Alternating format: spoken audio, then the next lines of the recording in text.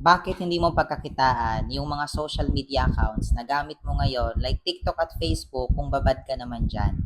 Kesa mag-scroll-scroll ka at manood ng mga short video dito sa TikTok at Facebook at hindi ka naman kumikita, why not gawin mo itong UBA or Online Business Academy?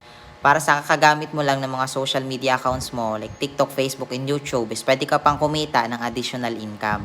Makakatulong to sa panahon ngayon na mahal na ang mga bilihin para magkaroon ka ng extra 20,000 to 50,000 potential income per month or higit pa, depende sa sipag and effort na binibigay mo. At alam mo ba na pwede ka dito kahit wala kang experience, kahit hindi ka magaling sa English, at wala ring kota kasi hindi naman ito trabaho, ito po ay isang online business.